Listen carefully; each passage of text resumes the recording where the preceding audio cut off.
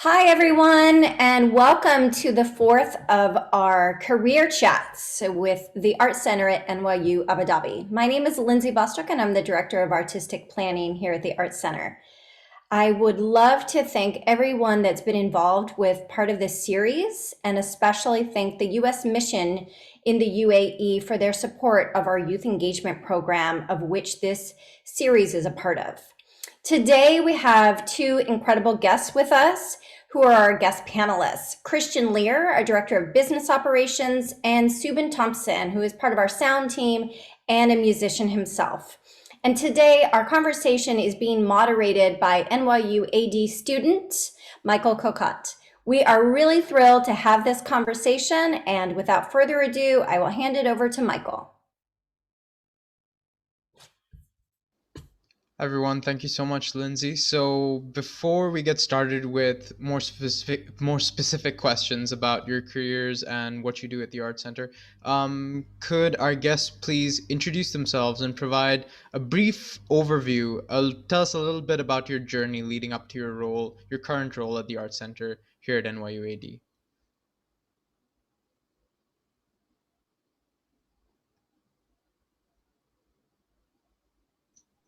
Hi, I'm Christian Lear. I'm the Director of Business Operations at the Art Centre at NYU Abu Dhabi. Yeah, my career has been very varied. I've done lots of different things. I've been fortunate to have lots of opportunities and made a point of taking those opportunities when they come. I have, I suppose my first sort of entry into entertainment was I was a venue manager at a student university union bar where we hosted comedy nights, concerts, and various other student run entertainment. I then followed on in my actual profession, which was computer science. I worked in various different sectors of computer science. I worked on an in-car computer many years ago, which is very similar to what you'll see in if you have a Dodge or a Ford, the infotainment panel that you access there. I then went on to teach and worked in education for a number of years, teaching in various countries, computer science. And then I started to get into education leadership, looked at school management, various different aspects of educational planning at a governmental level. I then joined New York University as a consultant to advise on systems and processes around technology for the founding of the NYU campus as it is now. Along that journey, one of the projects I worked on was for the Art Center, and that led me to take hold of launching the operational capabilities of the Art Center from a business and sort of customer-facing side. And that's the short version. Thank you. So much. Thank you, Christian. Subin, can you tell us a bit? Hi, Michael. Thanks. Here at the NYU Art Center, I work as a technical theater specialist.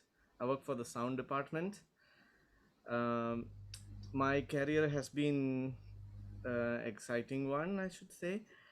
I've done. I've been raised in a musical family, so I was music was all around me. After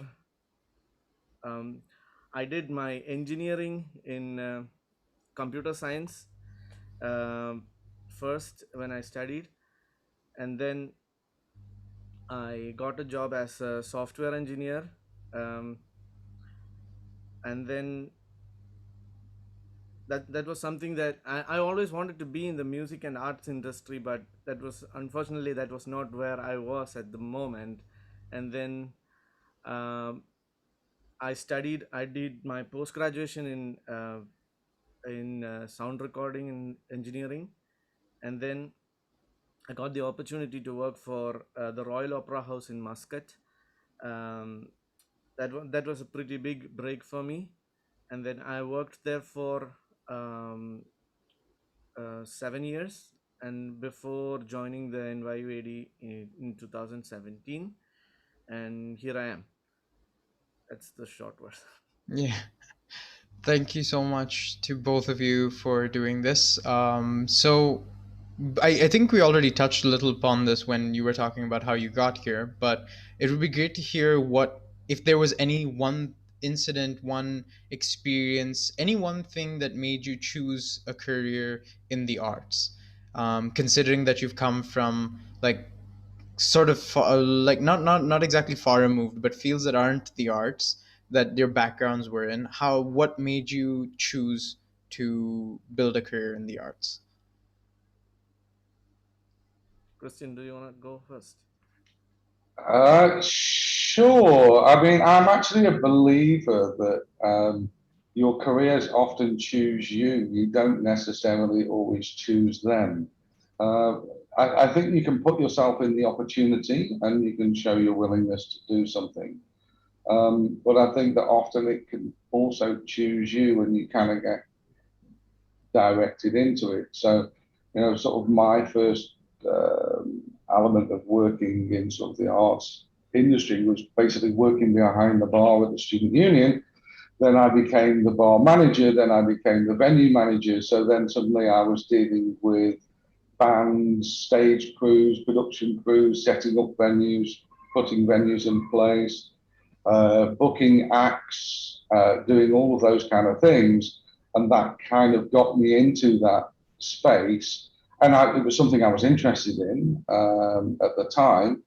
And then, I moved away from that because obviously I had to leave university at some point. That's the whole purpose of going there, to get somewhere else. And then I went on my own meandering journey, and I've ended up working in education most of my career. And that kind of came full circle with the art centre. And Bill, who's on the call, will remember me and him had a chat one time over some orange juice. And he said, "Why don't you come on board and help me?" And I thought, well, what a great opportunity. And I think that's why I've sort of arrived where I have been for the last sort of 6, 7 years. Subin, over to you. Thank you. Uh, for me, I always wanted to be in the music and sound industry, so I had my eyes on this career right from school days onwards. Because if you, I'm a musician first. If you say if you ask me why I pursued a career in sound, it's because I felt that there was something that was missing, that was technically not connecting to the audience. So we perform as a band, we do rehearsals, we uh, but it it was never the same when we performed as when we performed.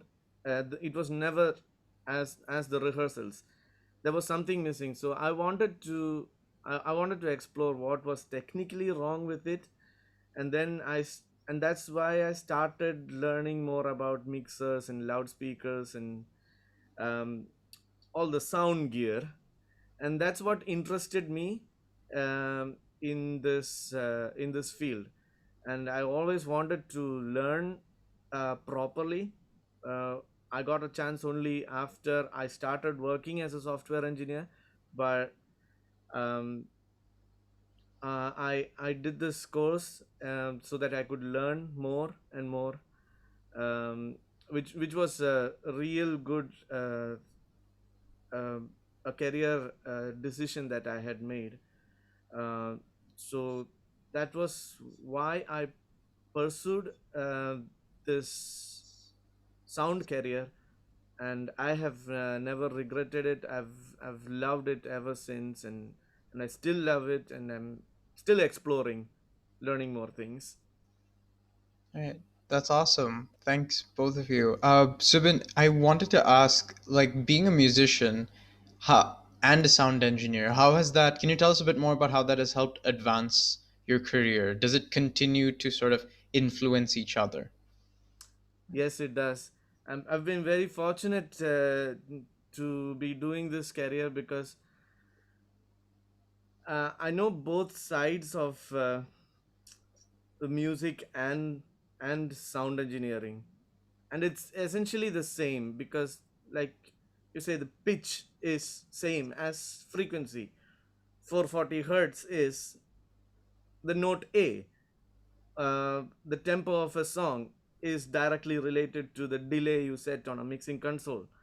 So having that background has always helped me in my career, um, and getting to understand musicians and getting to uh, talk and have the same vocabulary of musicians has helped me a lot in this career. And on the other side, on the flip side, having working as a sound engineer with great musicians and great bands from all over the world, that has helped me expand my musical abilities as well, like getting to know um, like different styles of music, different instruments. uh, like I've never heard of an instrument called the tar from Kazakhstan. It has a beautiful voice, and um, like that has helped me in my expanding my musical vision as well. So I should say I'm very fortunate in having these two careers complement each other and growing. And I get to meet different artists as well, which is great, and to work for them. Yeah, that sounds amazing. So before we're going to get a little bit into like the part that you most appreciate about your roles at the Art Center. But before that, Christian, could you, on this topic of like the intersection of different fields, I imagine that as director of business operations, you have to work with a lot of different departments, like box office, front of house, and even before that, your role involved a lot of, you know, intersections of different departments. So could you tell us about in a normal day, what would that look like working with the different departments in the art center? Uh, I mean, the Art Centre at New York University exists within a much larger mechanism and organism, which is the university itself.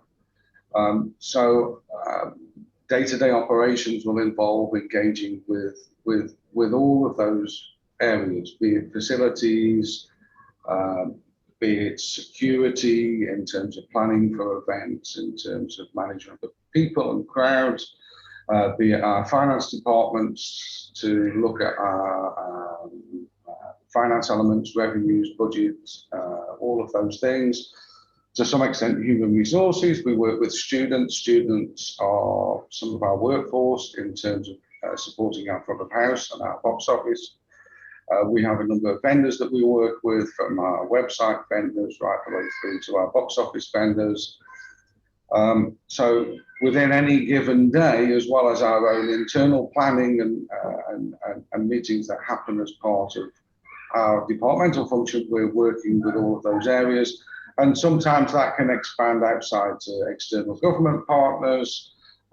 We even look at, if we have a very large event, we may liaise with government authorities about making sure there's enough taxis for people to get home, making sure that the roads are clear. We're looking at the signage on the highway to make sure that people can get to the venue. So there's a whole area of interactions that happen. And I don't think, it depends on what kind of business you're in, but typically you may have those kind of interactions with other stakeholders and everything else. One philosophy I tend to have is I like to think that everyone is my customer, from the person that comes to hook up the electricity connection for the outdoor facility that we need, to the driver who brings the food truck, right the way through to the person in finance who's processing the invoices. If you approach everybody as your customer, and they approach you as their customer, then actually it makes those interactions really easy, because everyone is really working together to try and achieve what they need to achieve. They have a bunch of things that they need to achieve, you have a bunch of things that you need to achieve. And if you're emotionally intelligent enough to understand all of those things, and why the person might be 10 minutes late to do the connection because there's just been a fire alarm set off somewhere else, or what their priorities and constraints are. And the other thing is visibility, is being visible, and being visible in an operational way within the organisations that you're based in. So I think I've answered your question, but tell me if Yeah. Yeah, you definitely have that. That's some great advice. Like I especially like treating everyone involved, treating each other as customers to sort of work together more effectively. That's a really interesting point. But yeah, we're going to talk a little bit about what it is that you find to be the most rewarding part of working in the performing arts specifically. So essentially, what is the favorite part of your job right now? So you guys can take this in any order. Subin, you go. I've just been talking. Right. Um, one of the most important and my satisfactory roles in my career is being a monitor engineer. It's kind of behind the scenes. Um, so you get to interact with the artists a lot in a deeper level, because they you are part of the band then. Monitor engineering is mixing for the artists rather than for the audience, which will be mixed by a front of house engineer. So we will be behind the stage, on the side of the stage.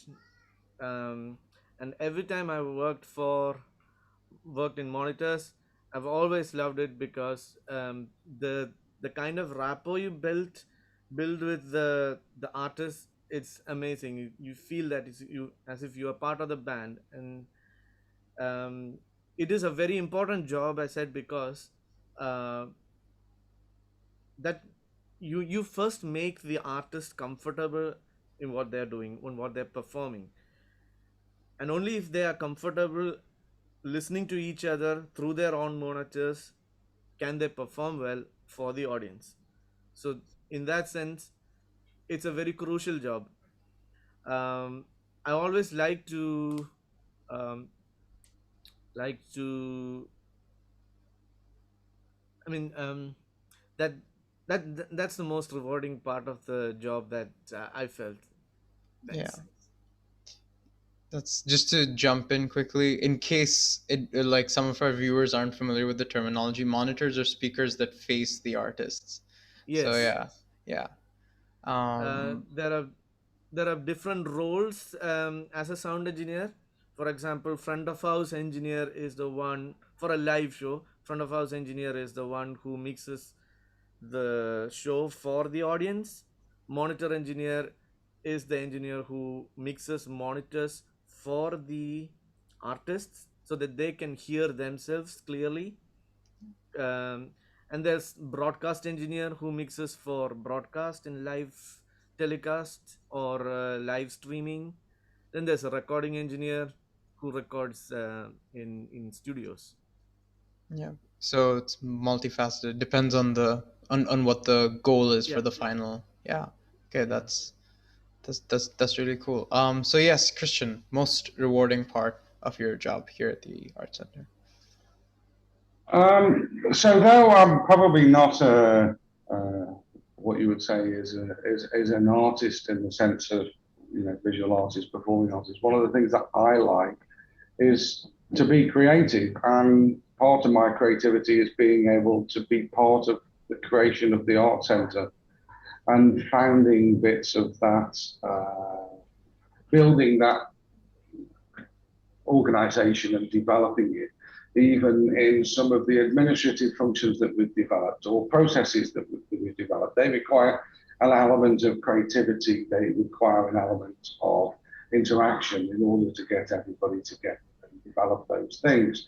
So I've got, in terms of long-term pleasure, lots of pleasure out of helping to be part of the founding team and doing my part to contribute to the development and where we are with the Art Centre and its ongoing survival and legacy. But that's one of the long-term things. In terms of short-term, when we have an event, of course, we spend lots of time planning for events. We do lots of effort to plan for the event, and often the event happens, and we're thinking about the event in 2 months' time.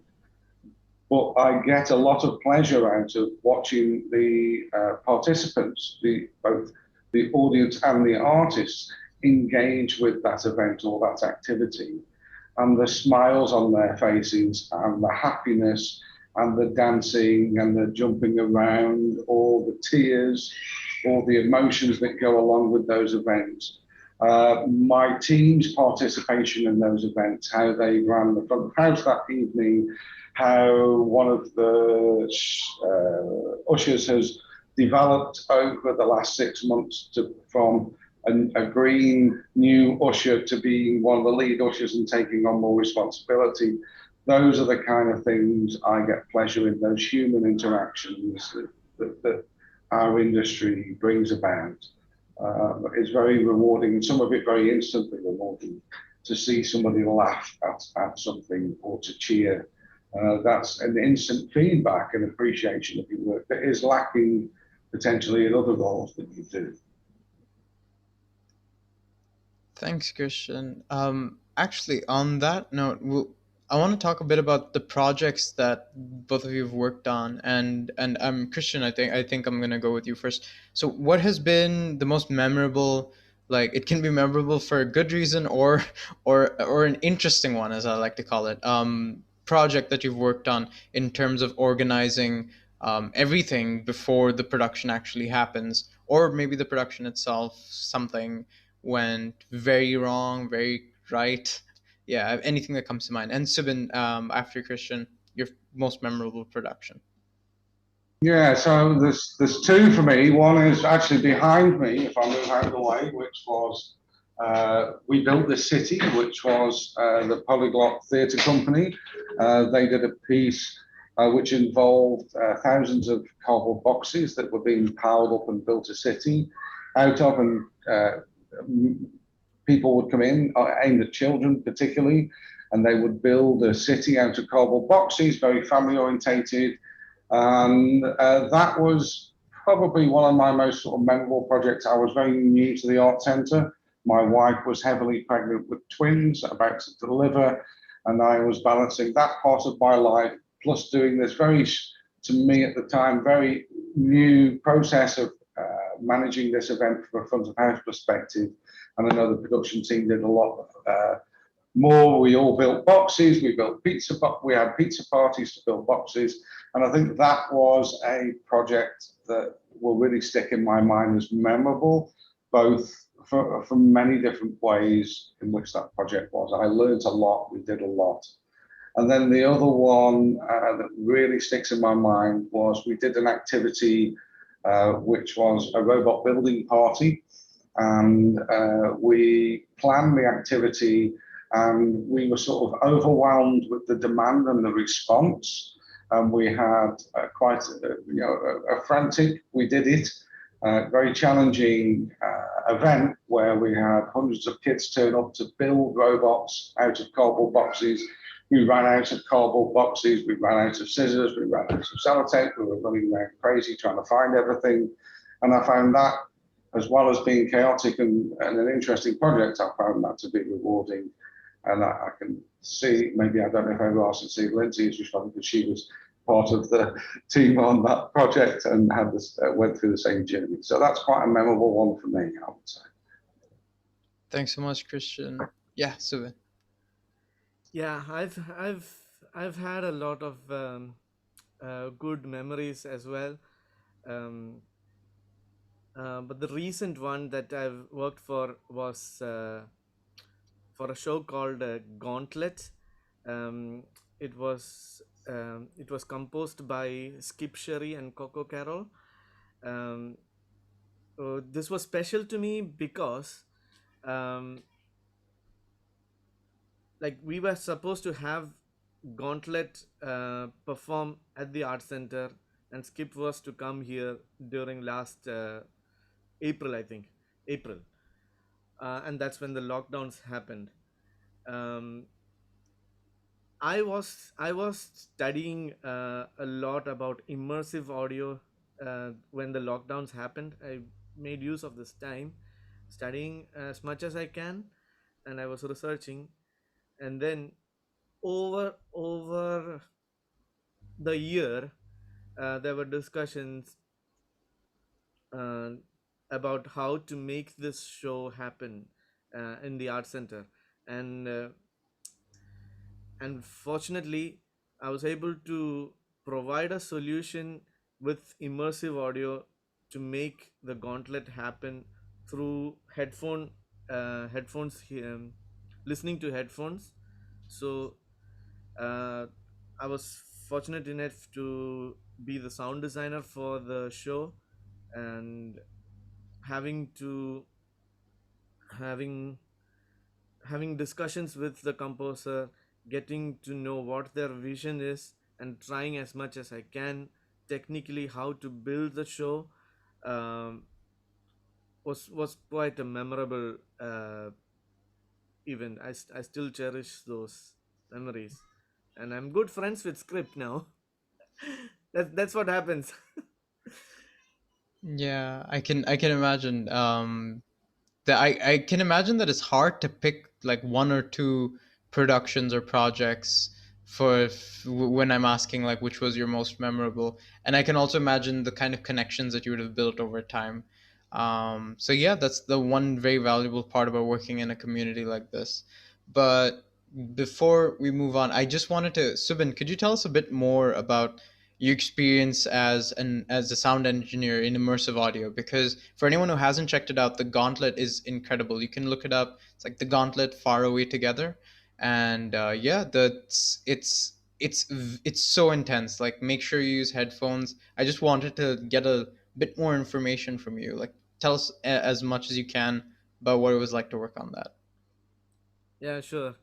uh, that was an amazing experience, I should say. This was a new technology for me, a new approach for me, because I come from a live background, live sound background, but since the lockdown happened, we were not having live shows, and everybody was disappointed of not having as planned. But you have to find ways, and that was part of the challenge. And like I wanted to, on a side note, like on a research field, I wanted to learn about immersive audio from a long time, and lockdowns was the best time for that. And I'm fortunate that I got this time and opportunity to learn as much as I can. And when the discussions for the Gauntlet happened, I could offer this solution with a wonderful program called Spat Revolution, which is for immersive audio mixing. Uh, this was a new approach to me because um, it felt very intuitive. As in, you record, you have the recorded voices. This was our process for the Gauntlet. We skipped composed the song. We recorded 15 singers from Abu Dhabi, from Poland, from the US, from China, Shanghai, um, and we had these beautiful voices recorded. Skip had Zoom sessions with them. They went to a recording studio. They In Abu Dhabi, we recorded at the Blue Hall. So we had all these 15 beautiful voices as separate, and Skip edited it the way he wanted it and sent it over to me.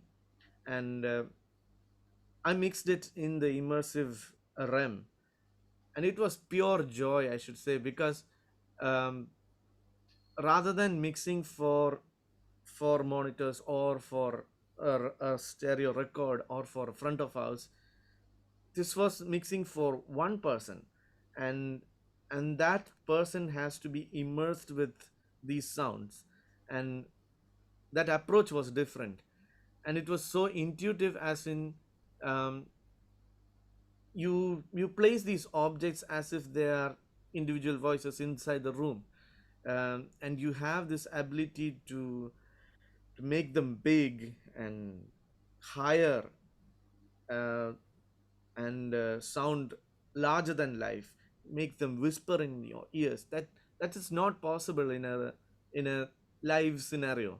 So you could have that intimacy. There were lots.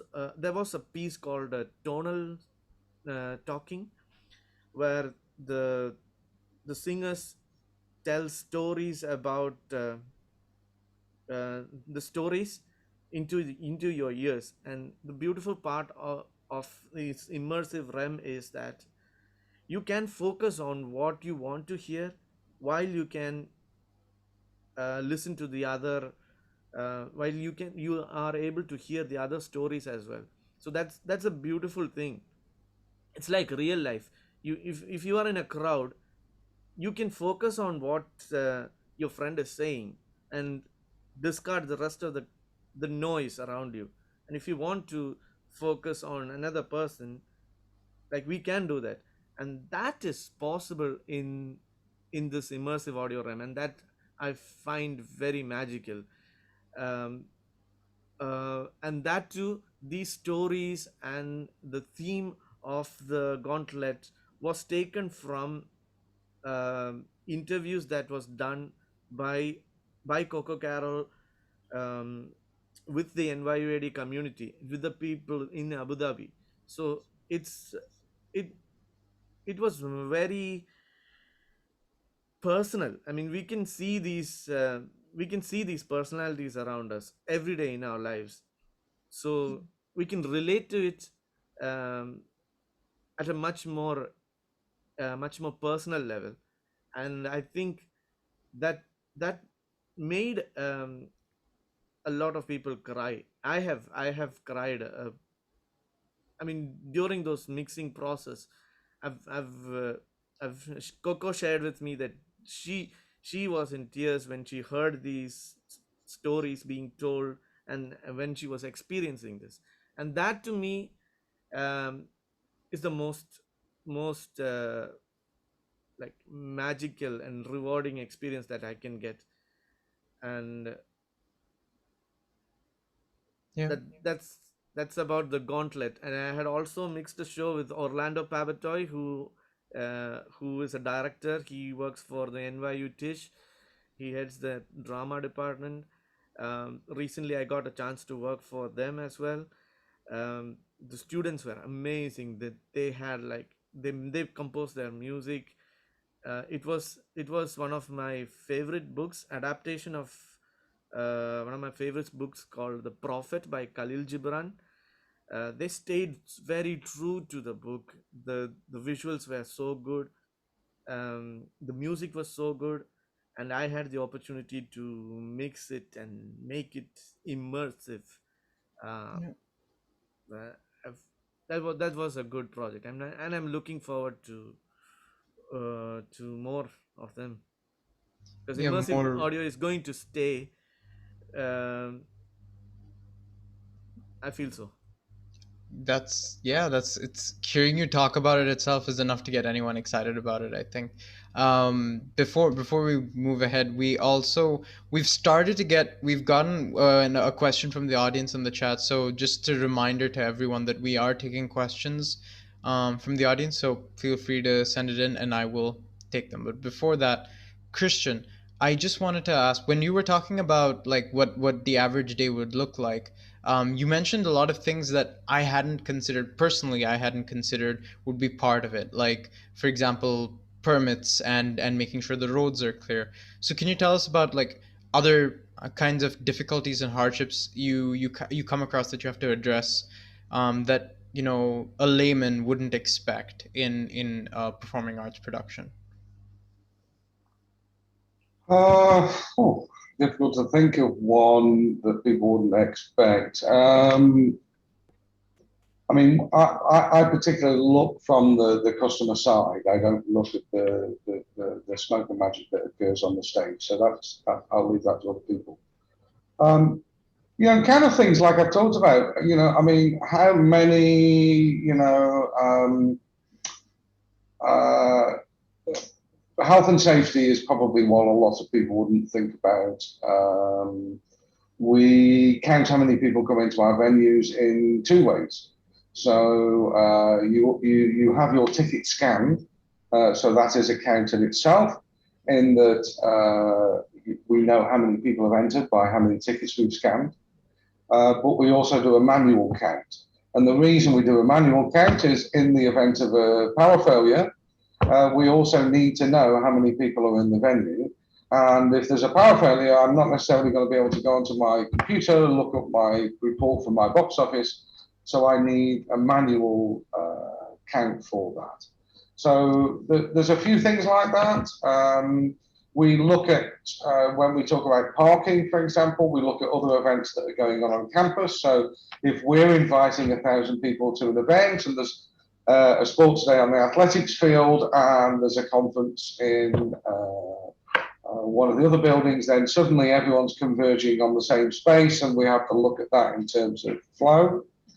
There are a number of other sorts of considerations to, are we providing accessibility facilities for people? Are we generally making people feel comfortable? Do we have the things that they need, the bathrooms, the things that they need in order to enjoy their time and their show? So on an actual event, those are the kind of things that are probably slightly hidden. And at the events, I'll be patrolling around, looking for things, or looking for things that somebody picks up a chair, they move a chair to somewhere where we don't want it to be because it might be obstructing a fire door, or an exit point, those kind of things.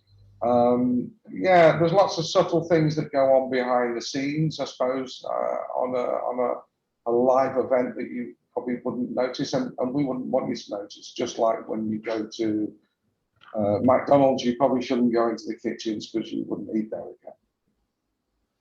That's a very interesting way of putting it. I can imagine like the amount of things, especially in health and safety, that you have to think about, and also making sure that it's not, it doesn't interfere with the experience. That sounds very delicate to balance. So coming to a question that we got from the audience, it's I'm interested in the idea of transferable skills. So both of you have backgrounds in computer programming or IT. So can you talk a little bit more about how that background comes into play in your current jobs? Shall I, Chris? Yeah. Subin, you can go ahead. Um, yeah, there is a joke in India there where you say that after school you do a computer or an engineering course for 4 years and then you figure out what you want to do in life. And I was part of that. It was not exactly because I liked computer that I did computer engineering, but I don't regret it at all, because when I moved my career to sound engineering properly, in the sense I used to do little gigs back home with the local audio company, but haven't switched my career. But when I did, it was the time that uh, the analog desks were you did not use the analog desks anymore, and digital desks, desks in the sense the mixing consoles, we have moved to the digital mixing console era. And for me, um, they are basically big computers with knobs and faders, and that's exactly the thing that that you would do for with an analog desk, but with a computer, and they are networked. You can the protocols are different. You don't send audio through cable anymore, copper cable, XLR cables, but you send it through Ethernet, and there's IP addresses. You talk to each computers, in the sense the mixing consoles are big computers. The DSPs are separate. You talk to them as with with the internet protocols. So for me, having a computer background has always helped me crack this very easily, because I I could understand this a lot better uh, and easily when it came to computers and digital devices. So that background with technology has helped me a lot in this career, and especially with softwares like spat revolution. um, like having a background in computer engineering has always helped me being good at softwares as well. So whatever new softwares come, I'm easily adaptable and I can learn fast, and that I think is crucial in this industry. Thanks. Thanks, Subin. Christian, yeah, how has it factored into your current role? Um, well, I wouldn't quite. I would say there are transferable skills in general for IT. I wouldn't necessarily pigeon myself as just an IT person, because I'm also an educator. I'm also a leader and a manager. And a lot of those skills weren't necessarily acquired through learning how to program. I would say that within learning how to program or being into computers, I think that it's enabled me, a bit like Subin said, to sort of stay ahead with the curve and the pace of what we now call digital, and be able to understand that and interpret what that means for the workplace, what that means in terms of strategy, what that means in terms of working with other people. So it's made me quite capable. So I think as a core skill, it's kept me ahead of the times, as opposed to if I'd not had those core skills, it would be quite difficult to keep up with the pace that technology moves at. So I think that we kind of have we need those core skills anyway in technology. I think everyone's acquiring them. I think that's something that we will move forward with. The interesting one about most IT and computer skills that I learned about are actually so automated now and almost redundant now because of the speed and pace that it's actually eating itself.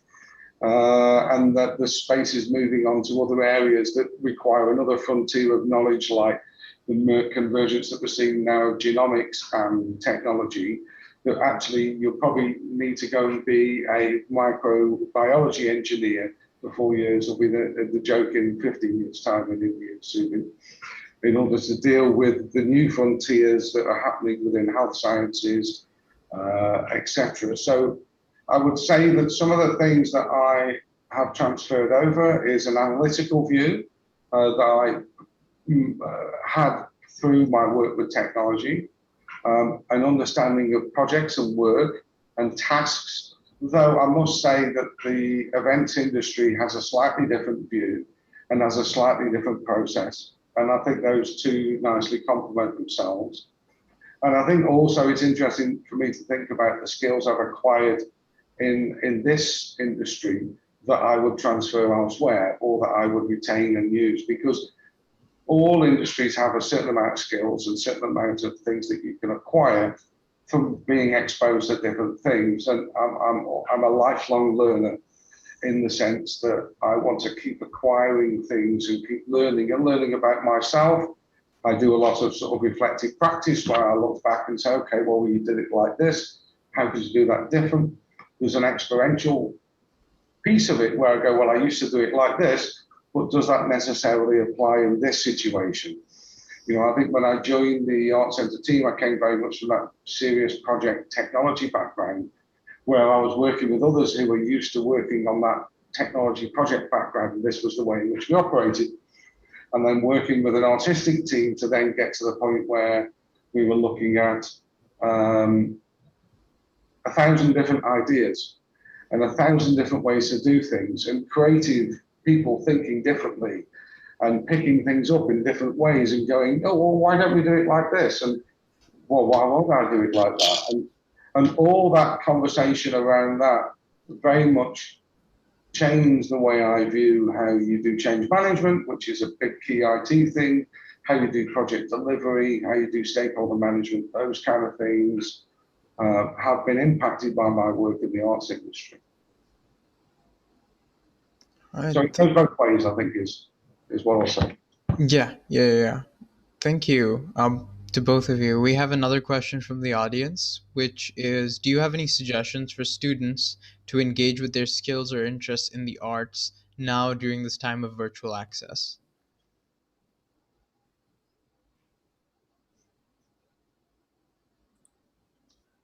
Um, Suggestions for students, like, I've been having this, I would say, I would say learn as much as you can during this time. And uh, things are not gonna be the same as it used to be, I think, because this 2 years of this pandemic has affected our lives and have changed our lives. One of the things that I always wanted was to help musicians understand more about sound, um, to record their own instruments, um, like having like now that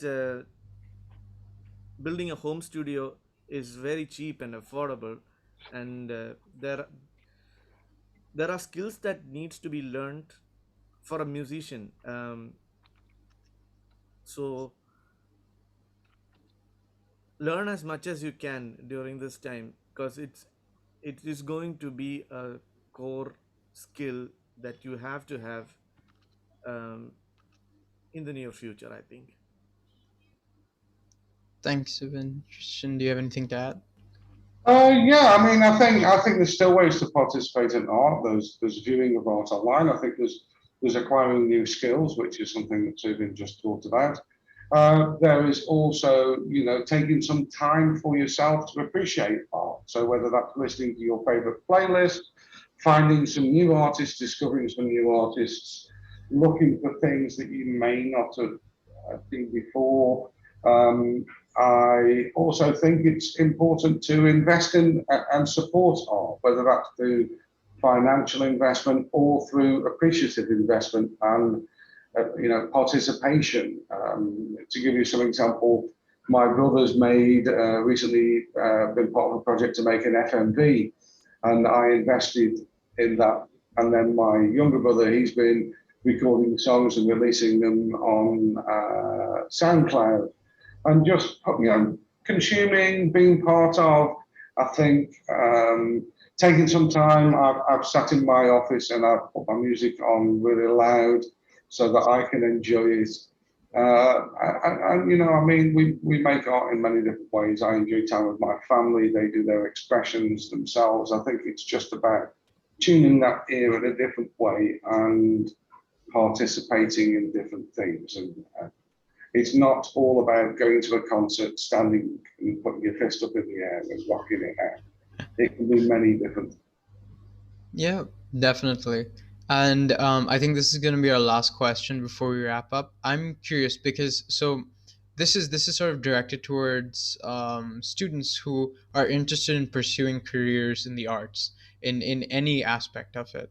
So if what what is one piece of advice that you would give to students who are interested in a similar trajectory to yours, like as in terms of a career in the arts? Any one piece of advice. It could even be something that you wish you had known before you got into the arts, if that makes sense. Well, I guess it's a bit cliche, but no doesn't exist. So you don't take no for an answer, and always try and find a way to turn that no into a yes. And whatever that means to you in any particular, is having that tenacity to move forward, and that tenacity to find a path. Now, like I say, it's a bit cliche because we hear it on Popeyes and The Voice, all these things where people say, I've come back again. But I think that's true in your career in general, whether it's in the arts or in other aspects of your career. Ultimately, your best investment you can ever make is in yourself. And whether that's about learning an artistic skill, learning a language, learning whatever, that's the best investment you can ever make. So not taking no for an answer, well, I can't do that. Find a way to do things and have some tenacity. That's my soundbite on that. Thank you so much, Chris. Subin, do you? Yeah, I would say that always be true to yourself and true to others, and make sure that, in the sense that, do not be a poser. If you don't know something, be open minded and ask for help and learn as much as you can. And when you learn, always make yourself valuable and give more value than what is expected of you. Because genuinely trying to help others will keep yourself valuable and employed, I think. Thank you so much. Thank you, Subin. Thank you, Christian. Thank you so much to the both of you. This has been quite enlightening, very interesting conversation. And with that, I will hand it back to Lindsay. Wow, this has been awesome. Thank you so much, both Subin, Christian, and Michael, for this exciting conversation and learning really so much about you all and the trajectory of your careers, and how really you can start at one point, move to another, and go full circle. And also how inspiring it is of so much that we still have to learn, and the communities that we build together, both virtually and live. So huge thank you to everyone. Thank you to Lana Goliath, who's really been managing these incredible chats, to the U.S. mission in the UAE for supporting this program, to Bill Bragan, our Executive Artistic Director, for his support, and everyone on the call and all of our schools for tuning in. Thank you so much, and we hope you engage in the arts. See you soon.